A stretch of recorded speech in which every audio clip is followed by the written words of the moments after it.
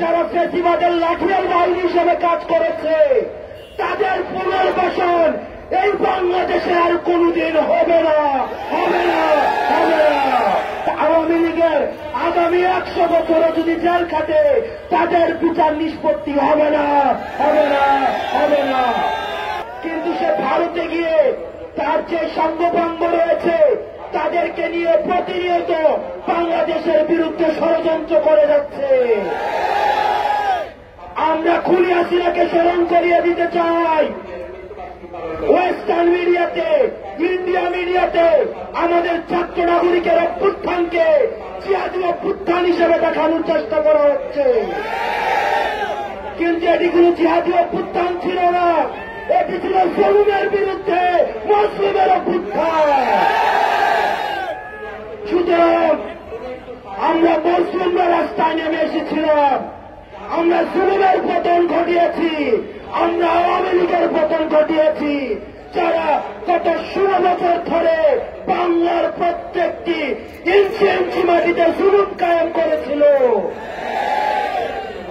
ভবিষ্যতে যারা জুলুম প্রতিষ্ঠা করার চেষ্টা করবে, আমরা ছাত্র নাগরিক সব ষড়যন্ত্র রুখে দিয়ে আমরা এই জুলুমকে বাংলার মাটি থেকে স্থায়ীভাবে উৎখাত করবো ইনশাআল্লাহ।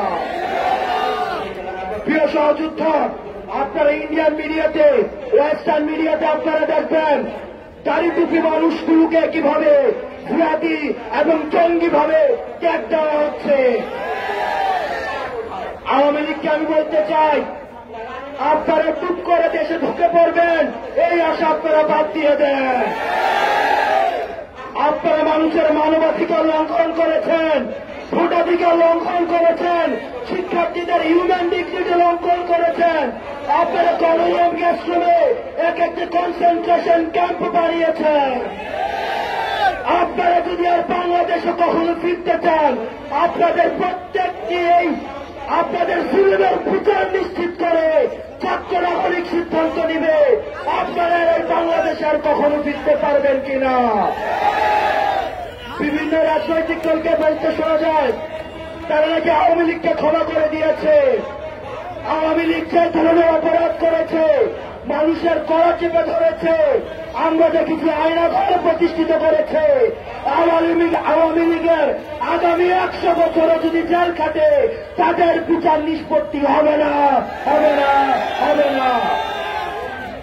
সুতরাং আওয়ামী লীগের দূষর, ছাত্রলীগের দূষর আপনারা যারা রয়েছেন, আপনারা বাংলাদেশের রাজনীতিতে পুনর্বাসিত হওয়ার চিন্তা বাদ দিয়ে দেন। আমি দেশের সুশীল সমাজের কাছ দৃষ্টি আকর্ষণ করছি, আপনারা আপনাদের জায়গা থেকে আওয়াজ তুলুন। যারা গণতন্ত্রকে হত্যা করেছে, বিএনপির উপর নির্যাতন করেছে, শিবিরকে রক্ষাতে বলে সবসময় নির্যাতন করেছে, যারা বিরোধী দলকে দমন করেছে, যারা গত 3টা ইলেকশনকে প্রশ্নবিদ্ধ করেছে, এইসব সংসদ সদস্যকে কেন রাষ্ট্রদ্রোহী মামলায় জড়ানো হবে না? তাদের সম্পদ কেন বাজেয়াপ্ত করা হবে না?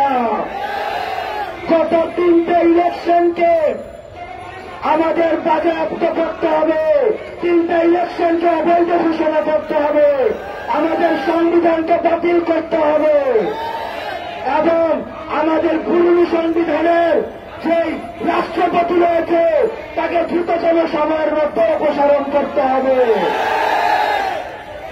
আমরা বলে দিতে চাই, একজন আপনাকে আপনারা পিটিয়ে পিটিয়ে হত্যা করেছেন, আজকে লক্ষ লক্ষ আপনার বাংলাদেশের প্রতিটি প্রান্তরে জেগে উঠেছে। সুতরাং আমরা ছাত্র নাগরিক জীবনের মায়া ত্যাগ করে আমরা রাস্তায় নেমে এসেছি। আমরা ছাত্র নাগরিক ফ্যাসিবাদকে উৎখাত করেছি, আমরা ছাত্র নাগরিক আওয়ামী লীগের পতন ঘটিয়েছি। সুতরাং আওয়ামী লীগের ভবিষ্যৎ, ছাত্রলীগের ভবিষ্যৎ কি হবে সেটির সিদ্ধান্ত ছাত্র নাগরিক নিবে। আর আমরা ছাত্র নাগরিক সিদ্ধান্ত নিয়েছি, যতদিন না পর্যন্ত আওয়ামী লীগের, ছাত্রলীগের বিচার নিশ্চিত হয় ততদিন পর্যন্ত বাংলার মাটিতে তাদের পুনর্বাসন হবে না, হবে না, হবে না। এই মজলুমের আমাদের জুলুমের বিরুদ্ধে মুসলিমের আন্দোলন জারি থাকবে, জারি থাকুক। আপনারা সবাই ভালো থাকবেন। আসসালামু আলাইকুম ওয়া রাহমাতুল্লাহ।